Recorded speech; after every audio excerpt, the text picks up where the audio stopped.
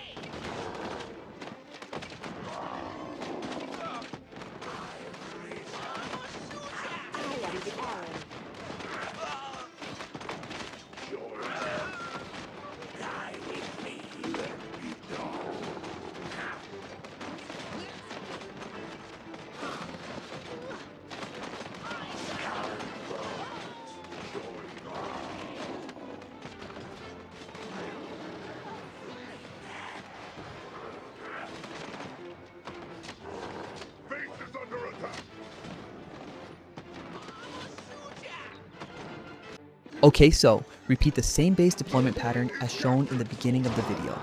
Once you spot the Elven Tree, go for Goblin Lab, Dark Gate, and Altar of Hero.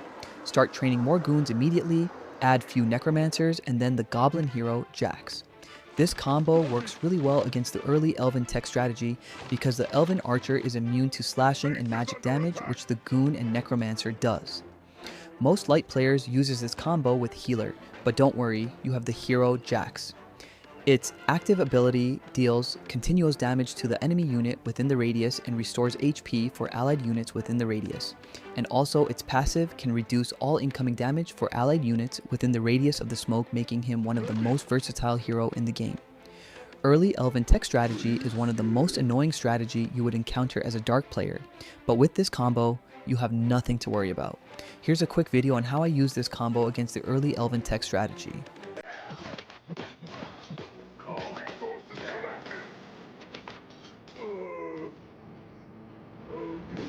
I take care of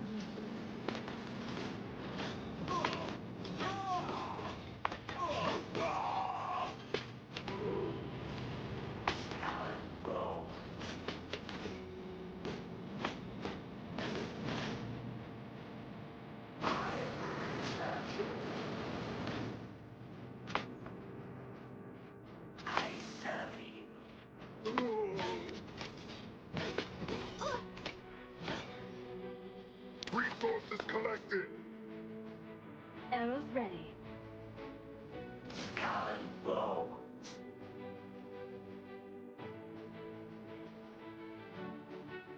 Come here today. Row is ready.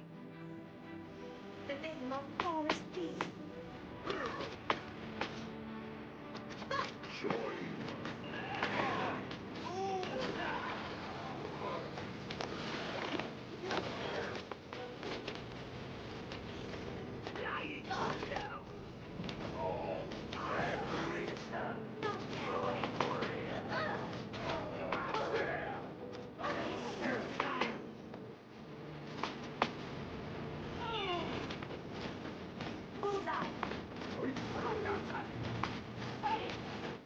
Okay guys, here's the last part of the early counter strategy for Dark Against Light. In this part of the video, I'll be showing you the right combo to counter the human tech. So we'll first start with our normal deployment mode, as shown in the beginning of the video. Once you spot the human monument, quickly go for the Totem of Orcs, Workshop, and Altar of Hero. One thing about the humans race is that they lack air defensive unit, meaning they're vulnerable to air attack outside the base. In this case, we'll be adding Aeronaut to the combo. Once you're done constructing the buildings, quickly start producing Warg Riders. They go one-on-one against the human Knights. Warg Rider have more HP, while Knight have more armor. Also, Warg Raider have higher attack speed, damage and regeneration, and deals crushing damage, while Knight deals slashing damage, so utilize the advantage. The reason we're adding Aeronaut to the combo is because humans lack air defensive unit as said earlier, so adding Aeronaut to the combo will either force them to go for Elven Tech or stay back in their base and defend. Some light players adds Copter to their combo, but don't worry, you got the Aeronaut to deal with them. The Orc's hero Grok works well against the human's tech strategy because its active and passive ability is similar to that of the human's hero Gilbert, but opposite, one boosting allied units damage while the other protecting allied units from damage being dealt to them.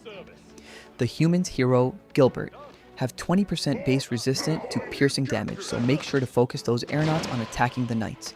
Here's a short video on how I use this combo to counter the human tech strategy.